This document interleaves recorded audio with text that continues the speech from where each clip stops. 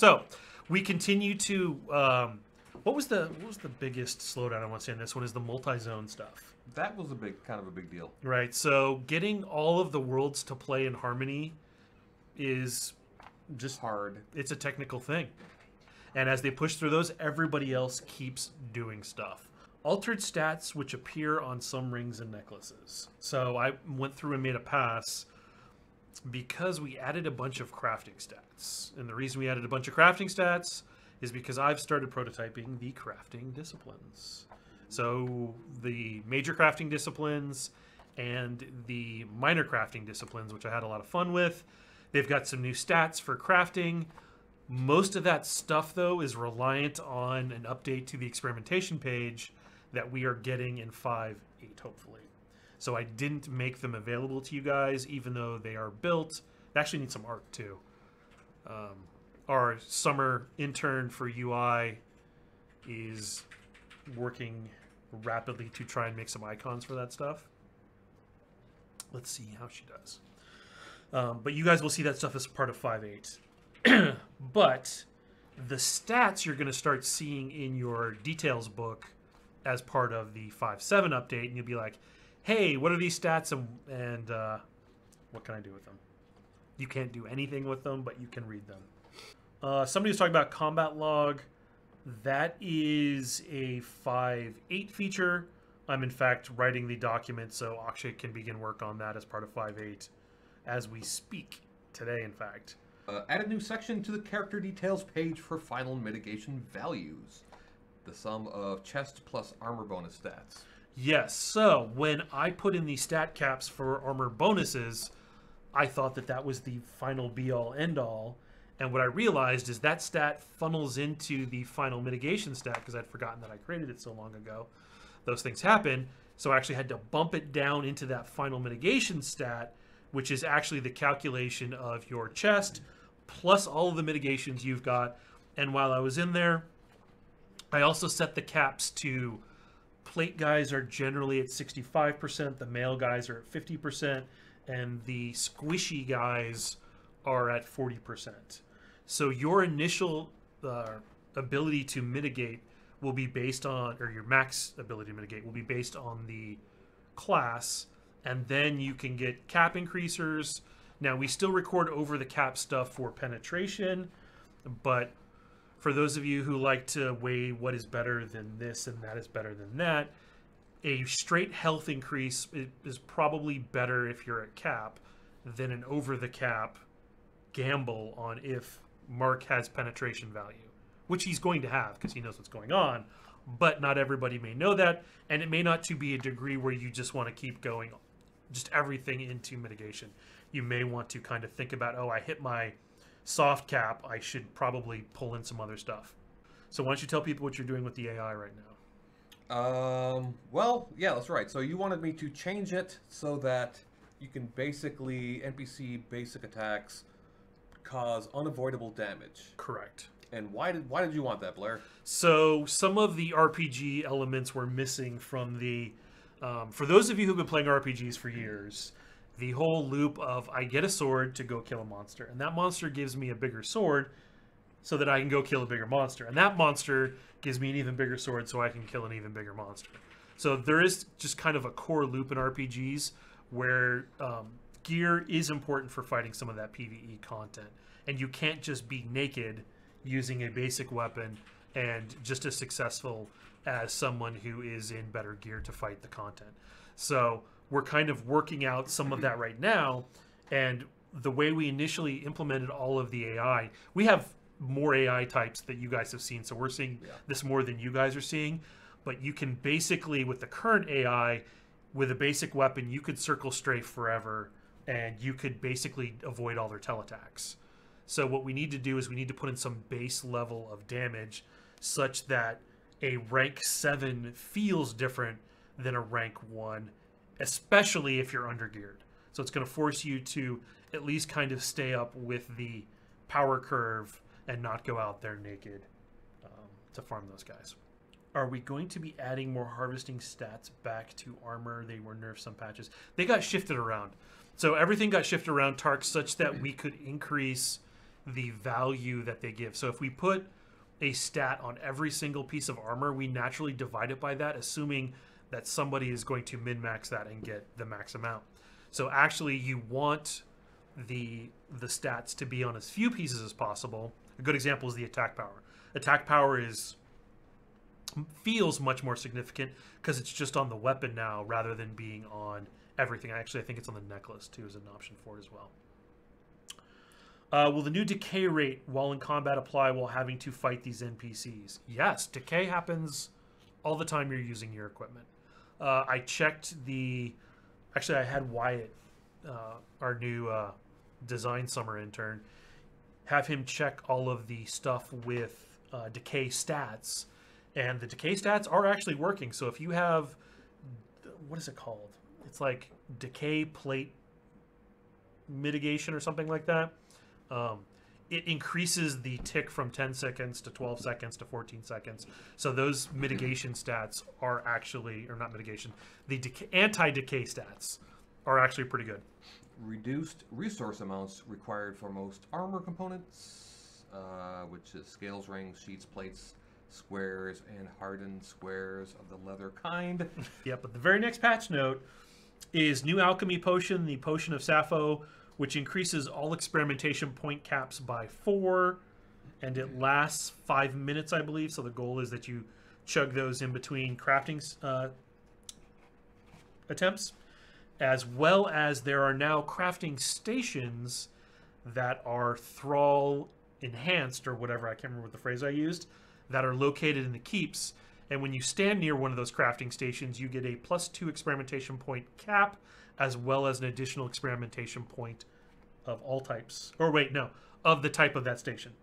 So if you're standing at the blacksmithing station, you get +2 to your blacksmithing experimentation point cap, and you get an extra point.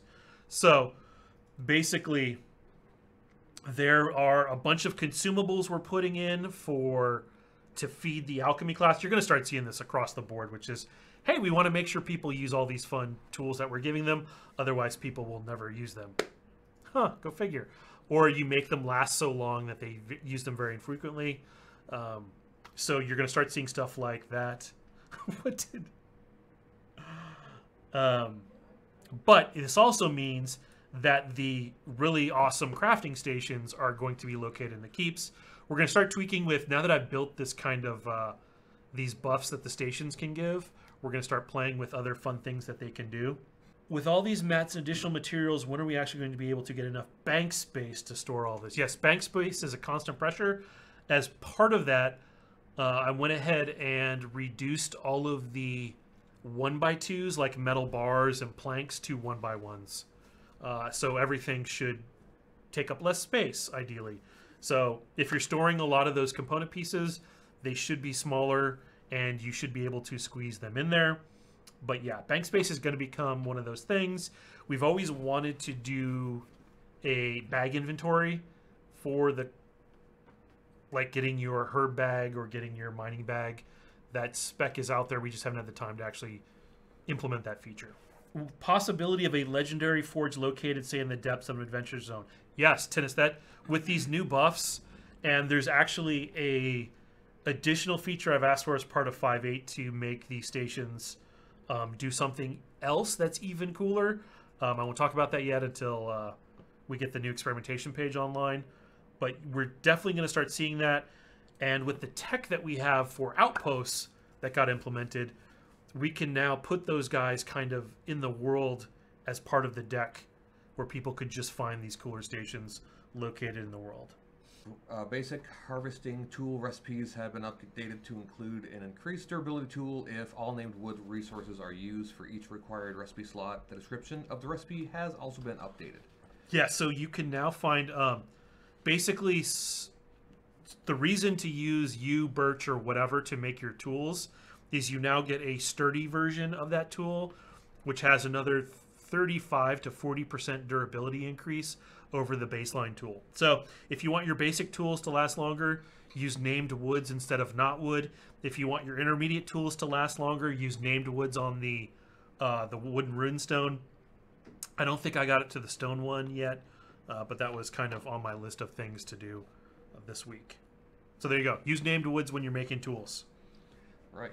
F to interact. Can now F to interact another player, which includes things like trade, whisper, invite. And they all work. And they all work. I've seen them all working. They all do stuff. Mm-hmm. Death and durability. Lowered per combat death to 5 durability per unit item hit. Oh, that's nice. Tow truck amount has been reduced to 25 per item. So now you can tow truck more and more than before. Mm-hmm. Increase the rate at which decay is taken while in combat stance. This should move us towards decay happening based on use versus on death, and is uniform across all playstyles, which would factor in melee versus range, fast versus slow attacks, all the usual things that can make this asynchronous. No, that's a bad word. Not the same. Not the same.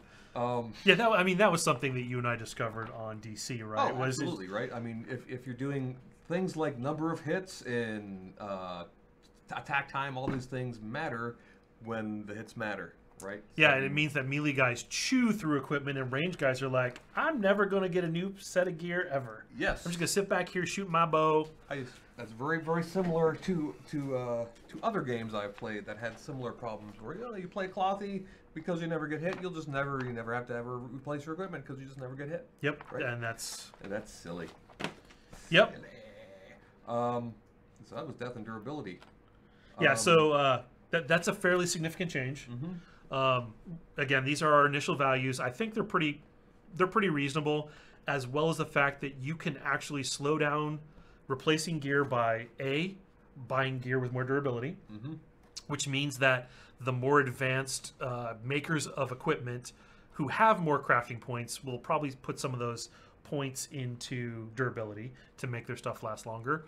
And or you can get stuff with anti-decay stats, which means that now all of a sudden anti-decay stats are important. So we've kind of basically made both of those things more important by making it kind of uniform across the board at which the rate things decay. Will we start to see more use of rare components for blood beyond jewel crafting, bone beyond alchemy? Maybe. Again, we're just starting to really flesh out. Plants is going to add a whole new degree of reagent for everything. So you are going to see new things appear in the recipes. For example, the assassin uses 4 apples for his initial toxin, which is placeholder. Clearly, a lot of that placeholder stuff exists. That's why we had weapon additive shards as part of the creature loot. There just isn't a lot of arsenic in apple seeds. Is food consumption being fixed? You mean you can eat it and it gives you chicken ticker? Because that seems to be working pretty well. Don't you love it when I know what he's really asking, but I actually answer the verbatim to what he asked? Because he's really asking, we think food is being consumed too quickly by the chicken ticker. And that is a thing that we're just going to keep evaluating. There are specific races that should feel like they're under food pressure nonstop, like centaurs and minotaurs, and they just got to eat. We've added a bunch of low-end recipes for those guys. So there you go. Today we're going to talk about the gray boxing of our whole new space for the Beachhead. We're replacing, is that cool? Sorry. We're replacing the old Beachhead with this whole new space. You're looking at a concept right now. It's on the screen. And we're really excited about this. This is going to be a space unlike anything we've created so far. And I'm going to walk you through the process of the early concepts, the shapes and ideas, the early gray boxing, and then kind of where we're at right now. And then we'll run through it, and I'll explain all the features of what this space is going to offer. But before I do that, I want to give a shout out to Rudy on the environment team. He's one of our new environment artists, fairly new, 2 or 3 months now. This is the farm, and I just wanted to quickly show this off. I'm not going to answer a whole lot of questions, but yes, there will be farming in the game. I think we've all known this. But Rudy kind of pumped this thing out, and I really love the way it came out. So it's going to give the farmers a chance to really kind of grow their crops and get a little cottage out there. And you'll be able to expand this a little bit. For example, you might be able to put up a like a little well which is right here. Look how cute that looks. Perfect. He's working on a wall right now, so we'll have kind of like those old Scottish Highland walls that kind of separate the areas. Anyways, I just wanted to give a shout out. I love the way this is coming together. He's been a really good addition to the team. So this is the brand new Stoneborn Beachhead, and it's broken up into 5 areas. And this is the concept that we ended off right now, but I'm going to take a few steps back and kind of explain a little bit more about the Stoneborn and what the idea came from. And I'm going to start pumping out some early concepts that Mr. Nicholas. He's one of our awesome, badass concept artists. So we all sat down at one point, Melissa, Todd, Dave, Nick, and us, and we wanted to start making structures that were just completely different than any of like the human or really most of the other races. And we thought, well, what race would best represent these kind of scales and stuff? And we thought, well, the Stoneborn, they represent the ancient race that were kind of dedicated to the gods. So we said, all right, Stoneborn. And that's kind of where it first started. And we really wanted these structures to be massive, just huge, way bigger than any of the other like human stuff. And so I'm just gonna thumb through some of these earlier shapes. And this is really what this is. This is a very rough concept, just kind of banging out like silhouettes and shapes and stuff. And I love them. I love all this kind of stuff because it really allows me as a kind of a modeler to explore and stuff. And when you're doing a concept like this, you don't necessarily go exactly the way it is. You know, you pick a few things from each concept that you like, and you know, certain shapes like this center thing, I end up making something like that because I liked it. I just thought it looked cool. But you'll see in various stages, we start to kind of hone in on the shapes, and I'll get to that in just a second. So we liked some of these kind of things. You'll see this shape quite a bit. Some of this kind of structure we thought made really good silhouettes from the side and from the front. And we also started exploring like what kind of engravings would they have. You know, there's a little bit of that Celtic look and kind of fantasy look that we're trying to strive to kind of mix together. And let's see, there's some more shapes.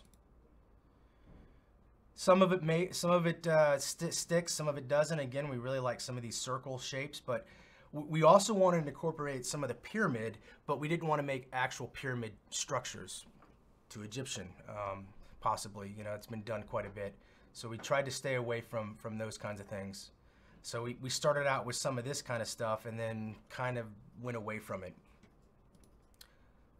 I like this one too. This was kind of a cool structure.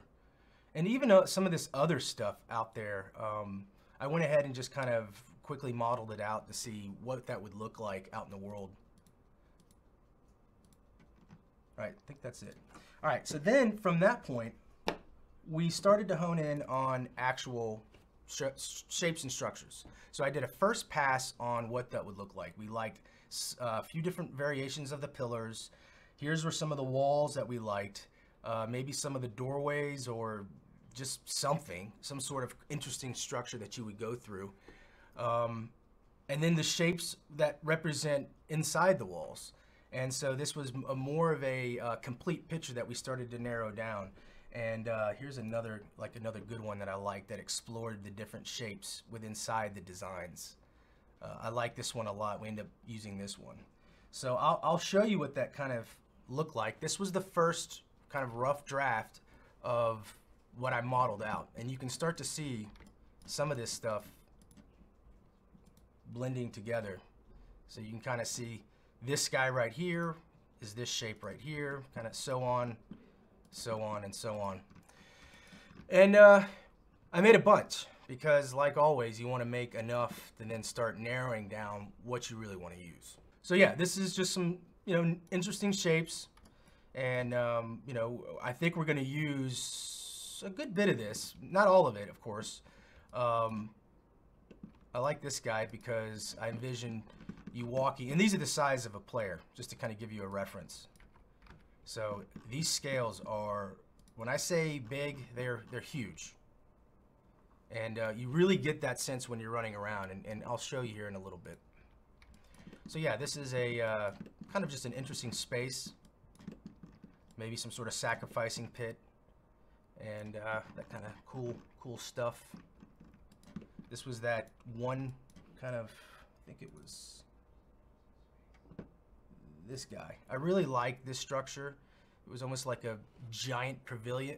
Pavilion, is that how you say it? Pavilion? I don't know, just looked interesting, looked cool. Does it really have to mean anything? Not necessarily. So from here, I took these ideas and created, this was our first idea of a rough kind of just area of what this would look like. And you got to understand, we envision this Stoneborn stuff being thousands of years old, maybe tens of thousands of years old. So they're old structures. You're rarely going to see any of it kind of in pristine condition. They're most all going to be in some sort of rough state.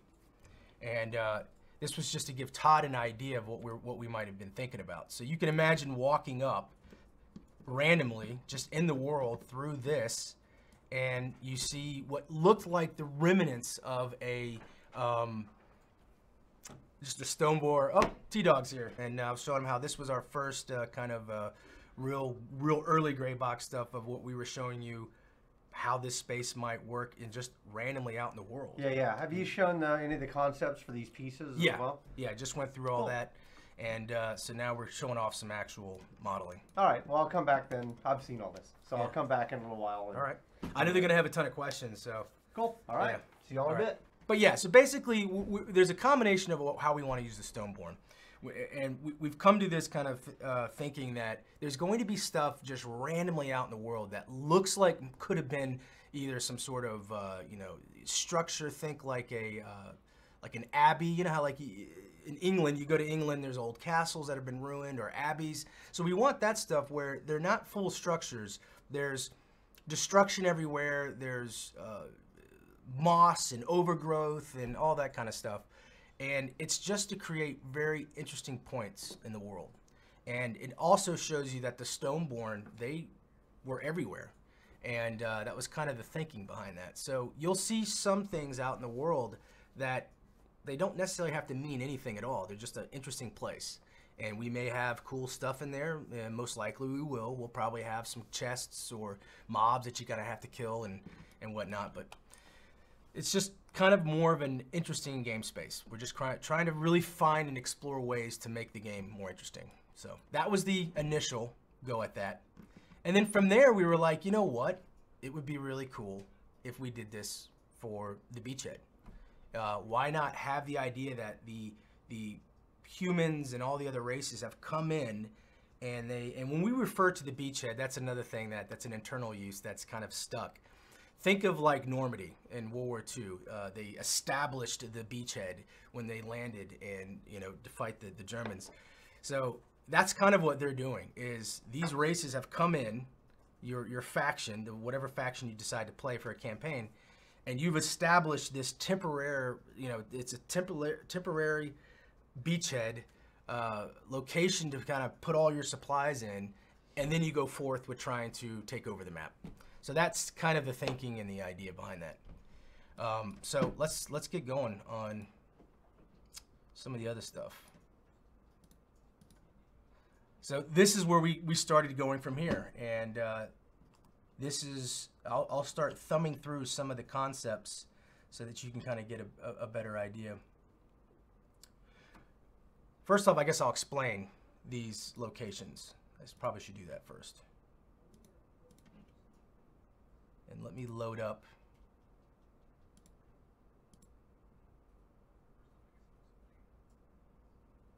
All right, so this is it right now. Now, you've noticed this is in pristine condition, and everything that you're seeing in this concept is all destroyed. This is probably what it's going to look closer to, where it's all destroyed. But I had to like mentally think about this, like just going in and trying to think about how the structures would look beforehand would have been hard to do. So I decided to say, screw it, I'm just going to build it out, what we think it might look like, and then I can easily destroy this, afterwards. So that's kind of why you're looking at two different stages of this. But you basically have your area that you come into. So like right now, when you come into a campaign, you come to that beachhead we have now. You start at that temple up on the hill. This area right here is essentially that temple now. So you come in, you zone in, and the first thing you're going to see is you're going to see across the pavilion. I guess the what do you call that? Like a form or a like when there's a oh god, I know exactly. You know exactly what I'm talking about, right? If you hadn't asked me, I would have been able to tell you what it was. Rotunda. Yeah, that is something along those lines. This is the room most likely you're going to be spending a lot of time in, and I'll break down the reasons why. But you essentially have one of the main chambers, which is right here. We'll have what we're going to use this room as kind of the market area, and there's a bank as well. There's this cathedral coliseum type area is going to be kind of smashed, sunken in, and in shambles. And this is where some pack pigs are going to go for some early quests. And then you'll have the ruin gates and the crypt down in here. I'll get into much more detail on all this. So just another, again, a backstory of why we decided to make this space was we really wanted to figure out the play loop, the player loop for coming in as new players, but just as important as returning players. How do we want that to happen? So if you're a new player, you really have no context for what any of this is, but we need to make sure that we kind of breadcrumb you in a way that you can easily learn the game, and with some like light NPC missions, teach you combat, teach you all the things you need to know before we drop you into the the campaign. So we really had to design this out so that it fit that narrative. But we also really wanted to make sure that the returning player doesn't get bogged down with this huge playscape that's not really necessary. And so if you're a returning player, you'll be able to see exactly straight away where you go. And if you want to go right into the campaign, you can get right to the campaign, or you can go right to some crafting and just some sell some stuff in the marketplace. And then the sacrificing, which is in the center area, you can get all that done and then just get the hell out. And that was kind of very important. We wanted to make sure that you can get in and out as a returning player. And by the way, this most likely won't be changing in terms of things will change, of course. This is all gray boxing, but it won't be God, I can't think of the goddamn word. What's the procedurally generated? It won't be man, I am slow today. I've only had one cup of coffee, so whereas like the world right now, we're procedurally generating all those parcels around. We won't be procedurally generating the beachheads. So, and we talked back and forth, long and hard. Do we need to do that? Does it matter if this market is here in one beachhead, and then the next time you come in, the beachhead or the market's over here? We just realized that that's not really conducive to the returning player. Like, they really don't care as much. So this area per faction will never change. I say never. It won't likely change once we nail down what we need in that area, if that makes any sense. Todd said you're wrong about something. I don't know specifically what it was. Well, he's thinking, all right, so there will be some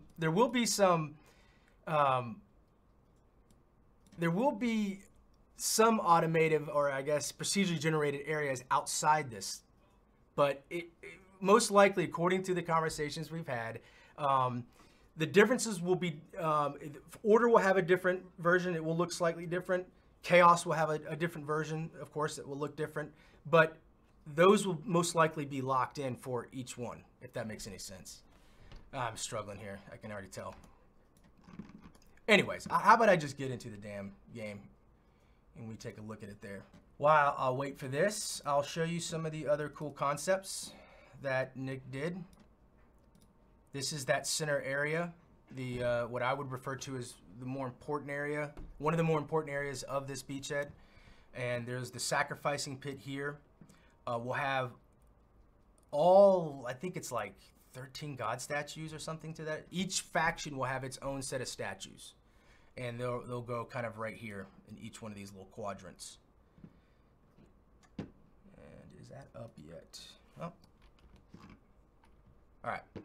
So now what I've done here is I've taken what you've seen in that other program, Maya, and we brought it into Unity, and now we've truly checked for the size, space, scale, so we've run around it, and we're starting to form that picture to get a good idea of how to use these spaces.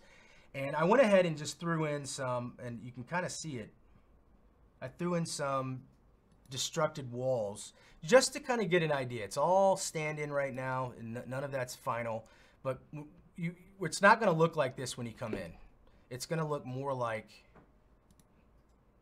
that. Like I said, walls will be destroyed, vegetation will be all over the place. We really want to get that feeling of this has been here for thousands of years. And I really like how Nick was kind of playing around with these ideas.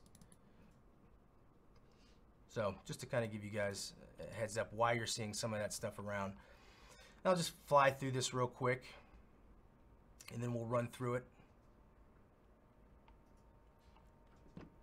These are just a stand-in market. We're going to end up doing some really cool things like this with tents and overhangs and carpets. So we really want it to feel like it's not necessarily something that's going to stay there. It feels like they just quickly came here, started putting stuff down, and it's a makeshift market. So there's supplies everywhere. There's all kinds of stuff that you would imagine if you were making a temporary market.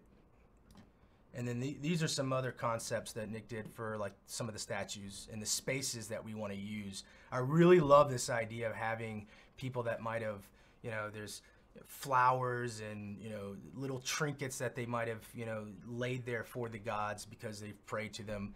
And so there's going to be all kinds of stuff that you're going to lay near the statues.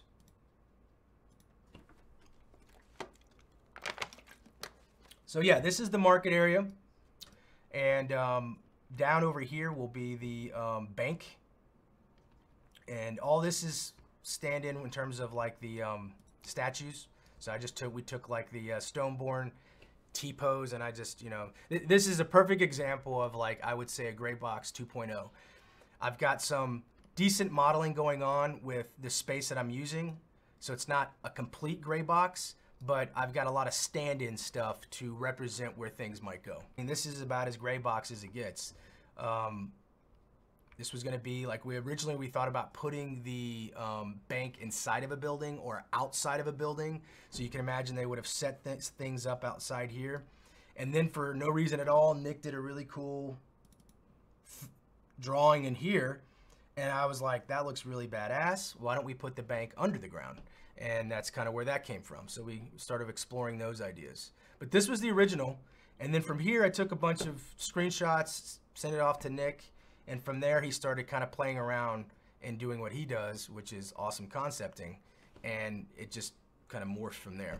So I thought it'd be fun to kind of run around and show them what we're going to use this space for. Yeah, and remember that none of this is textured. Like, Yeah. this is with no textures at all. So Hunger Dome people will recognize this as looking a lot like Gray Box World. Except for the, you know, plants and stuff that are sticking through that we already had done. All the rest of it is new. So, oh, they wanted to see the Yaga statue. Yeah, it is really awesome.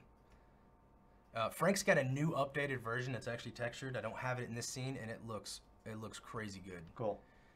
So that's going to be a really fun statue. And do you have the Sentinels as well? Well, I don't have the Sentinels in here, but I have the one that we talked about. Do you have do you have just the concept? The concept? Nick? I don't. If I can get it and send it over to you. Yeah, get Nick to send it over. I can tell Nick. Yeah, tell Nick. But if you want to explain the idea of what these Sentinels are, you can. Let's get a picture first. Here, I'll pull it up and put it on the screen over here. Yeah, that'd be great. It's actually going to become nighttime.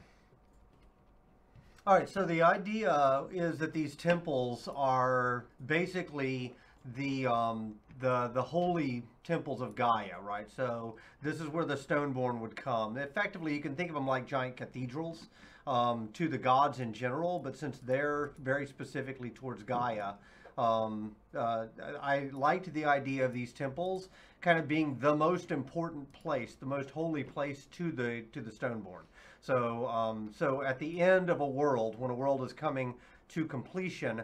The idea is that the Sentinels are effectively their 4 kind of oldest statesmen who are elevated to a position of such honor and authority that their job is to stand in this temple and protect it until the world is destroyed. So it's the last place that before the hunger takes a world out. It's kind of the last holdout place, and that being selected for one of these positions means that they're going to stand their ground until the moment that this world is destroyed, to basically witness the destruction of the world. So that's why I liked the idea of the Sentinels. So if you see each of the temples in the middle, and that it's a transept, by the way. That's what the word you're looking for. So the transept in the center is kind of like the where the altar is in a cathedral, right? So in the middle there is the sacrifice brazier that players can go and use to basically chip in items to the gods to gain experience and favor. So around the 4 statues I think you mentioned will be different depending on whether you are in an order or a balance or a chaos temple. And then for other worlds that are not faction based, we'll probably continue to theme them like that because it makes sense logically that you would have a temple dedicated to the gods based on those factions. And then the challenge is eventually I want the gods to have a more active role in the universe. Like I want the gods actually competing. I want the gods basically giving you tasks, and these are PvP-centric tasks that affect the overall strategy game. For example, if Malachi simply decides it is time for somebody to go take this fort, he can generate that as a task for everybody in this faction, and doing that task within some time frame can earn you a relic or earn you some benefit that lasts some period of time, earn you a faction buff or something like that. So the challenge was I needed some mechanism for the players to be able to get that information from the gods. And so the Sentinels gave me that, effectively giving me a set of high priests that I could put one at the base of each of those statues, gave me a mechanic where players could now actually go and have a mouthpiece to the gods. So the idea that the reason you can see on these concepts here, the idea is that these guys have basically taken a spot and been told, you know, you're going to stand here until the end of time. They've been standing there so long that they've grown into the space. Literally, the roots that make up their internals have kind of crawled out and dug into the ground. And because they're sapping up the last of the strength of Gaia, it kind of supersizes them. It makes them much bigger than a normal Stoneborn. And actually, I was going to theme them as well for the different seasons. So you've got a spring, a summer, a fall, and a winter variant. And each of them has kind of a different task. So one of them is about creation, which is for spring, and one of them is about harvesting, which is for fall. The PvP one, do you have that one, Jack? Can you show that one? Because that one has, he just did another rev of that last night, and it came through on my phone. I was like, holy shit, that guy looks cool. Yeah, let me pull that one up too. A lot of the stuff that you guys will see that comes into the game, you probably have noticed this now, having watched how we work for a couple years now, is I'm laying groundwork and kind of staking out area for what I want to do in the future. So, you know, will we have the interfacing with the God stuff on at launch? Probably not. But if I plan for it now and I know where we want to go, then I'm basically making it easy on us later. And in the meantime, it's still very cool. So I think it fits really well, and it helps also flesh out the narrative, so we're building a stronger base to grow from. So you can see that each of the different Sentinels kind of has a different thing, right? The spring one is actually, he has new life blooming around him. The combat, the kind of Warden of Winter right there, is basically been standing in the same spot with the sword, just waiting for the end times. You know, we don't have one showing it, but one with the forge.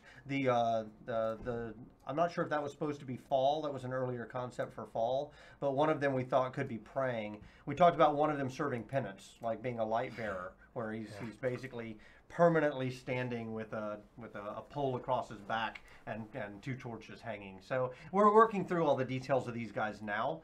It's always kind of a negotiation between what do we need from a design standpoint and how do we want the flow to work through this area. What do we think will look cool conceptually, and then what can John actually make work in the engine, right? So anyway, that's the Sentinels. They're coming along pretty well. I think it's a really cool concept. All right, it looks like we're getting Unity updated. So part of the goal with the Beachhead, John didn't really talk about it, was we wanted to go through the process of kind of condensing this whole thing down so that, because you've got kind of two different types of players, right, that end up using this Beachhead. You've got new players who have just come in, and they don't know. No, you didn't. I was watching. You didn't really cover it. All right. Well, we'll look at the Todd version, which will probably be better anyways. So okay. So the first thing is for new players who come in. We wanted to make it very obvious, and so Blair uses the term weenies, which I think is something he picked up as Disney, but it's basically things that stick up above the rest of the terrain to draw your eye and say, hey, there's something interesting, come over here. So then around this area, so you've got a central one of these in every beachhead, and the goal was that if I spawn in, I can immediately get where I want to go. If I want to wander around outside of it, we are going to do some procedural generation there. There won't be a lot. It'll kind of just be a newbie area. So these are basically, for Shadowbane people, you probably will recognize this has kind of become Newbie Island.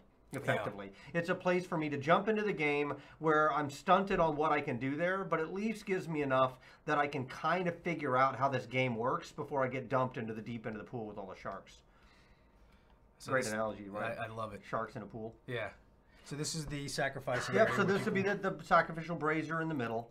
And this is where we're talking about possibly putting the sentinels in front of these statues. Yep. And we're still working out the details there. Like you'll notice the corners here are squared off. They're basically triangles that point to the middle. So a version that John did yesterday quartered those off to make it flat. And it looked a lot better, and it also helped with the flow. Because if I'm just trying to run catty corner from one area to the left or to the right, you know, it'll get very It just busy. makes it a little easier for me. So we spent a lot of time as we're doing this going through on flow. Like the first version of this that John did, it looked really cool, but this platform that was in the middle was raised so high that I couldn't see beyond it to the area past. And so what that meant was, you know, it was cool looking, but it wasn't as functional. So I had them kind of lower that whole platform so that now when you come in, you have a straight shot. You can see across the area. Yeah, what he was talking about is before, and I'll just kind of, I'll go down further than I would. It was barely you could see the top, I think it was, like something like that. And by making just that slight adjustment, Todd suggested just kind of bringing it down. And see, now you can see all the way through to the other side. You can see kind of where everyone will be running around. Kind of opens the whole area up. Yeah. That's also a benefit that we get out of making the world in a destroyed state as opposed to a pristine temple, is it means that we can even open it up more because chunks of, like literally this archway here that you see in front, because the archway has collapsed, we were able to open it up and let you see through to see what the interesting stuff on the other side. Yeah, and we'll have areas where, you know, you'll be able to go out and in. Yeah, and I want to make sure that we always do a little bit of mountains on the Beachhead world as well, because the mountains then will be, to use Blair's term, be a weenie, they'll be an indicator to you that there exists something beyond this temple, so that if you want to go out and explore and scavenge and things like that, you certainly are invited to. And you know it's there. I don't want anybody to just miss that and go, oh, I thought I was stuck inside this little room. So I think we have, for some reason. My guess is that returning players, though, will never leave this area other than to go to the mainland, because there's just really no room. There's no reason. There's no reason to run outside the walls. So it really is kind of giving some newbie area, like Shadowbane did, for new players to come in, that they can kind of get their feet under them before they run off. There's my little Scrooge McDuck vault. That's very nice. That you won't be able to get to, though. There's going to be a lot of gold down there. I don't know why all of your guys are... Oh, you got the beards back. I was going to say your guys, half of them are missing beards. I'm not sure why, but... This is a good example of how we're also kind of exploring the space. So this is going to be kind of what we're going to refer to as the bank area. And the vault. If it's too big, what we can always do is, like what I've done is I've just crammed in some, you know, stand-in like destruction, and we can half the size of that room. Yeah, like we can. Yeah, we can. You know, that's the nice thing about rubble, is it makes it much easier for you to condense or expand in space. I think your time of day just changed. It did. So I was going to show them, like, so this is where, I guess this would be the ruin gate, where you would leave, and down here would be the crypt. Yeah, the crypt. So this is where you could change characters. Yeah, moving the crypt to be more central as well. Yeah. One person, I think it was Blazin, actually asked about the training dummies. They're not planned in here right now, so the options would be, that's a good catch, the options would be either to put them in the same area that the pigs are in, or just to make it, just have a ruins outside. So I expect outside, the procedural area we'll do outside, we'll have some base village stuff. So we can train you how to scavenge as well as training you how to fight and things like that. And it would be very easy to shuffle a card into that deck that says, hey, give us a training dummy. The only downside there is it wouldn't be necessary. You wouldn't know for sure that it came up right here. It could be anywhere kind of on that world. We definitely talked about putting like the training area in one of these quadrants. Yeah. Randomizing it.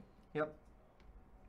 And the last area would be, you know, the pig area. And again, this thing's going to be massively destroyed and smashed into the ground, and so it'll be kind of a fun space, I think. For them, should be. For at least for new players. So I think this will be cool. I mean, the original Beachhead that we created, we didn't spend a lot of time thinking about flow. I think I went to John and just said like, hey, they need a starting area. Give me a city. Yeah. I think you might have even originally used like a village parcel or something. I think I did.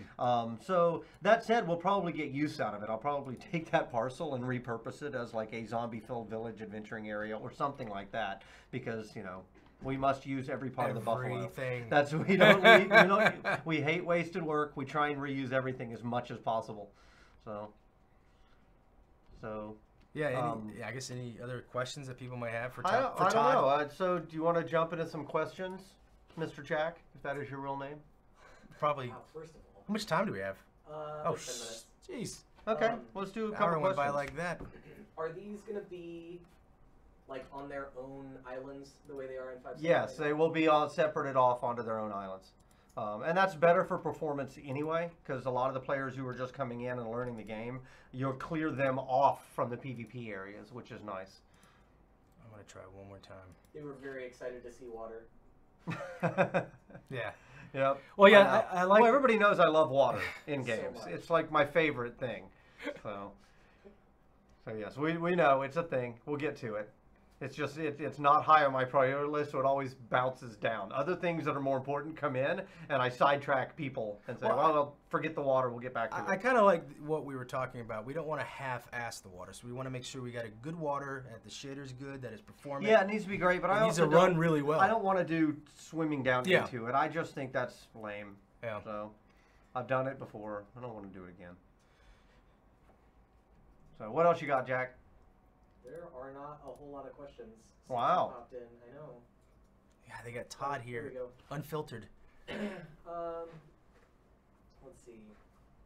Are you guys planning on implementing tasks or quests? Something to do outside of harvesting? We'll need, so we won't do traditional WoW style quests. I do want to have some way of doing God-given tasks through those sentinels eventually, but they're not traditional MMO tasks. Like I don't expect us to go talk to this NPC and then he says go kill 8 wolves and then I bring back an amulet to somebody. We're not going to do that kind of stuff. It'd be more like Malachi demands that you collect, you know, this relic that just spawned in the world, and at the same time we tell the other 2 factions that it happened as well. And so now what we're using it as a way to kind of stir up PvP conflict. You know, go take this base, go find this relic, go sacrifice this thing at this location. So it's still directed gameplay, and I like that. It gives people an answer to, I want more answers of what do I do next when I log in. I kind of want people to have enough what do I do next that there's never a question. It's like I'm choosing between things. Yeah. Right now, half the time in the game, I'm like, what do I do next? And the answer is I don't know. And that's not what we want. So it's a moment-to-moment gameplay loop issue that we're dealing with. And I'm kind of attacking it, as I do, you guys will probably notice, from a lot of angles. The Sentinels is another one of those angles, but that said, it is an entire system. So I'm laying the groundwork for it now. We'll see when it hits. It may be something that's part of our first big post-launch update. Can you talk about RuneGate networks? Are some of the islands hubs while others are dead ends? Do RuneGates connect to multiple other gates? Yeah, so yes, give me each of those in order, Jack. You Okay. hit me with too much stuff. That was- So yes, I can talk about them. That's Okay. number 1 question. Good. Glad we got that out of the way. Okay, number 2 question. Do they connect to each other? Yes, they do. And those connections are actually going to be shown on another map that we don't have yet, which is a cluster map, because otherwise it would be impossible for players to understand where they were going. So that's something that's not in 5.7 and doesn't really need to be, because 5.7 is one mainland island with 3 offshoots, 1 for each beachhead. 5.8 is the first time we'll go to a truly multi-world cluster, and at that point we'll need a cluster map. So the individual linkages between those worlds will likely end up being one rune gate goes to multiple different worlds. That's not the way it is right now. Right now, one rune gate, for example, the one in the Beachhead, may go to multiple different locations, but those locations are different parcels on the same destination world. My guess is that we're going to want to change that to where one individual rune gate temple will lead to multiple different worlds. And the reason is I've been looking at the map for 5.8, and I am nervous that if we don't do that, you're just going to have temples all over the place. Because some of them have as many as 6 different connectors to different worlds. And so I could accomplish the same thing with one rune gate or with 2 rune gates if I allowed one temple to go to multiple destinations. So that's where I'm leaning right now. I don't know. We'll wire it up and then we'll see. What else? Was there something else in there I missed? No, you knocked that one out of the park. All right. Can you talk a little bit about the market area in the Beachhead? The market area in the Beachhead, yeah. So that's basically just a starting area. Is I wanted to juice the newbie experience to get people kind of kicked off onto the game loop. Right now, the game loop is too heavily dependent on harvesting. I'm sure that comes as a giant shock to a lot of you, and you'll be tons of disagreement. Not my harvesting, no. So yeah, so what I wanted to do was give some alternate mechanisms for people to be able to kind of jumpstart that experience. So they'll provide, first of all, it's a cash-in spot. It'll be a cash-in spot where you can trade some stuff in for gold at a lossy rate.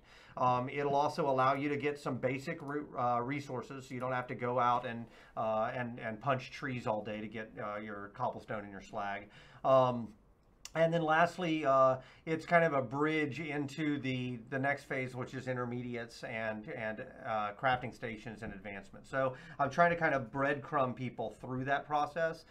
That said, I do have some larger plans for getting player-owned and player-managed vendors to work in the campaigns. That is not here. So that is actually going to have to be out in the world. But that is the subject of a future update. I'll give my teaser, which at this point should be fairly obvious, which is when in doubt, when you see me struggling with something that I don't like in our design, one of my most common cards that I play is I go back and look at Shadowbane. So I'll just kind of leave it at that. Whenever I am unhappy with we took a lot of design risks, sometimes they don't play out, and whenever I'm not happy with one, I go back and look at Shadowbane and say, well, what did we do there and how did it work? So I do have some plans for that, but we'll make a future update out of that. Very cool. Based on how rune gates work and can lead to multiple destinations, how are you supposed to keep your army together to travel to an opponent's city to destroy it? Well, right now, you can't, right? So we got grouping in to rune gates, and that was actually something that we didn't think we'd even get into 5.7 at all, was getting your group to not be disbanded when you gated. I know that sounds trivial and like, well, of course it should work that way. And of course it should, but that doesn't mean it will automatically, right? You create zoning and that lets players go across, but they're moving to a different world, and that world has no idea of this concept of a group that you made on the previous world. So Steven actually kind of busted ass and just got grouping working, which is really cool. Now the next problem is that when I go through with my group, it's scattering us on the destination parcel. It's actually putting us at different locations. We did that on purpose. Ironically, the goal of scattering you was to hopefully give you a better shot of living when you arrive on the destination side. Yeah. But it hasn't really worked out that way. It's too easy to ambush. So as a cover for right now for 5.7, we're going to turn the death fog back on in that parcel to give people a chance to arrive somewhere, because that's really not the goal. The goal isn't, I want people fighting on departures, not on arrivals. Because on departure, both parties are loaded into the game and ready for a fight. On arrival, one group is not even loaded in the game yet, and that's just bullshit. So we're going to fix that. Longer term, we need to keep those groups in order, and I'll have to come up with some other solutions. That'll probably be a couple of different vectors we hit it from. One is maintaining the groups. The other is that invulnerability timer. We could make that last a little longer. We could also do a handshake that you don't appear until all of the members of your party have appeared. So in 5.8, I'll do another revisit on that to try and strengthen it. For 5.7, we'll do the death fog, and that'll cover us for now. Yeah.